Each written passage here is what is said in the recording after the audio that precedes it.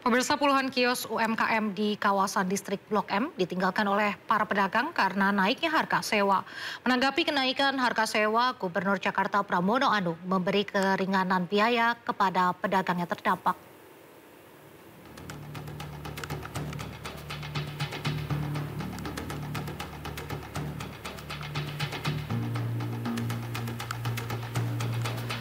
Sejumlah pedagang UMKM ramai-ramai menutup gerai dan meninggalkan distrik Blok M. Video pedagang membongkar kiosnya viral di media sosial. Para pedagang kecewa karena tingginya harga sewa kios di distrik Blok M tersebut. Hal ini memaksa pedagang tak sanggup lagi berjualan. Gubernur Jakarta Pramono Anung telah berdiskusi dengan PT MRT Jakarta untuk memberi tempat di Blok M Hub dan menggratiskan sewa selama 2 bulan bagi pedagang.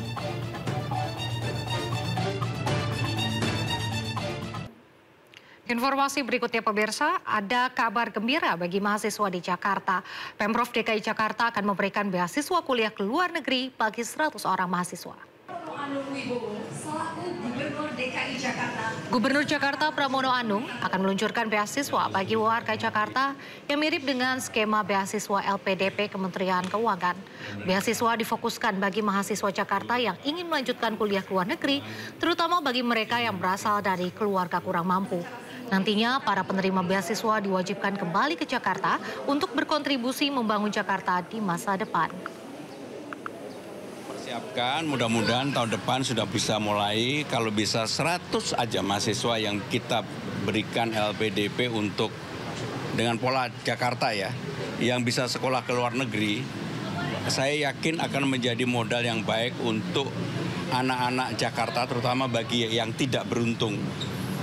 Karena itu saya ingin diberikan bagi yang tidak beruntung, maka ini juga akan selain memotong garis ketidakberuntungan, mempersiapkan SDM yang lebih baik, kemudian juga membuka wawasan bagi anak-anak itu dalam keluarganya.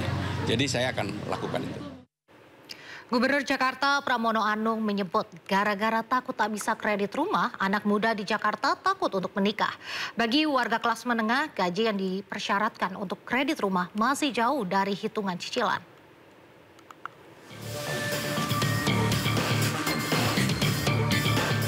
Harga rumah di Jakarta makin tidak terjangkau. Bagi anak muda kelas menengah usia 25 hingga 30 tahun dan baru bekerja kurang dari 5 tahun, beli rumah di Jakarta masih jauh dari harapan. Tak hanya soal harga, kredit perumahan juga sulit didapatkan karena gaji yang dipersyaratkan tidak sesuai dengan hitungan cicilan. Bahkan gara-gara sulit beli rumah, Gubernur Jakarta Pramono Anung menyebut banyak anak muda tidak berani menikah. Prediksi Pramono Anung soal keterkaitan harga rumah dan takut menikah mungkin ada benarnya. Data Sistem Informasi Manajemen Menikah atau SIMKA, angka pernikahan Jakarta 2024 mencapai yang terendah dalam 6 tahun terakhir, yaitu hanya sekitar 40.000 orang atau turun terus sejak 2020, 2021, dan 2022 yang mencapai rata-rata 46.000 orang. Pada 2023, angka pernikahan turun lagi ke 43.000 orang. Meski rumah bukan satu-satunya alasan, tapi ketersediaan rumah jelas penting dalam sebuah pernikahan. Dengan gaji yang rata-rata UMR di angka 5 juta dan harga hunian yang mungkin maybe kalau kita ambil KPR itu nggak pernah di bawah 400 juta sih, itu sangat-sangat tidak. Menurutku nggak make sense aja sih dengan gaji saat ini. Ngelihat harga rumah, harga tanah itu emang sangat-sangat tinggi. Sedangkan pendapatan kita bulanan itu ya masih sangat jauh lah. Jadi kalaupun nabung kayak berapa persen dari pendapatan itu saya ragu juga sih bakal tercapai. Menjawab keresahan warga soal hunian, Pramono Anung menyebut akan membangun 19.809 unit rumah dalam 5 tahun ke depan. Rencana itu sekaligus sejalan dengan program 3 juta rumah pemerintah pusat. Mengenai 3 juta rumah itu menurut saya momentumnya pas banget. Apalagi kemudian diberikan subsidi melalui program KPP ini. Sehingga dengan demikian bagi warga di mana aja ini memberikan kemudahan dan mudah-mudahan ini membuat keberanian yang belum punya rumah untuk segera nikah. Agar terjangkau kelas menengah, Pemprov Jakarta akan menggandeng Kementerian Perumahan dan Permukiman menyiapkan subsidi harga rumah dan bunga rendah bagi masyarakat. Dari Jakarta, Tim Liputan iNews melaporkan. Polemik ijazah Presiden ke-7 belum selesai. Kini ijazah Wapres Gibran Rakabuming Raka, putra sulungnya, juga dipermasalahkan. Jokowi meyakini ada yang membackup dalam kasus tersebut karena kasus ijazah dirinya sudah berjalan 4 tahun lamanya. Dengan ada candaan, Jokowi kan bisa jadi ijazah cucunya Jan Etes juga akan dipermasalahkan kelak. Disinggung soal ijazah Wapres Gibran, Jokowi menyampaikan bahwa Gibran menempuh pendidikan menengah di Orchard Park Secondary School di Singapura. Bahkan dirinya yang mencarikan sekolah untuk putu. Meski demikian, Jokowi menegaskan akan tetap mengikuti proses hukum yang berlaku dan siap menghadapi gugatan yang ada. Ijazah Mas Gibran disoalkan juga, Pak. Ijazah Jokowi dimasalahkan. Ijazah Gibran dimasalahkan. Nanti sampai ijazah Jakarta dimasalahkan. Ya tapi apapun ikuti proses hukum yang ada. Ya semuanya kita layani. Kalau melihat ijazah yang selalu dipermasalahkan ini, apakah juga masih ada orang besar yang ingin ada orang besar masih ada kaitannya sama? Ya ini kan tidak hanya sehari 2 hari, sudah 4 tahun yang lalu sudah ada itu. Ya, kalau yang nafasnya panjang itu kalau nggak ada yang membackup kan nggak mungkin. Gampang-gampangan aja. Kalau sekolahnya Mas Gibran, Pak, memang dulu sudah di Singapura ya, Pak? SMA dulu memang kelas 1 SMA? Iya, di Orchard Park Secondary School.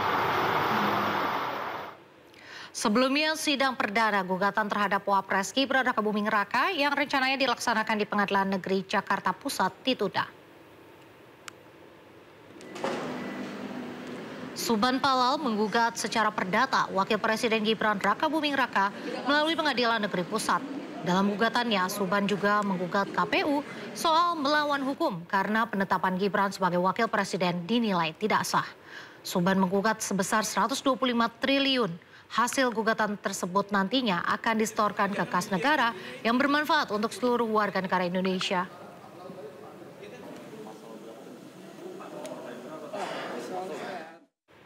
Kita ke informasi lainnya, KPK tengah mendalami aliran dana hasil korupsi kuota haji 2024 ke organisasi keagamaan seperti Pengurus Besar Nahdlatul Ulama atau PBNU. Dengan menggandeng Pusat Pelaporan dan Analisis Transaksi Keuangan atau PPATK.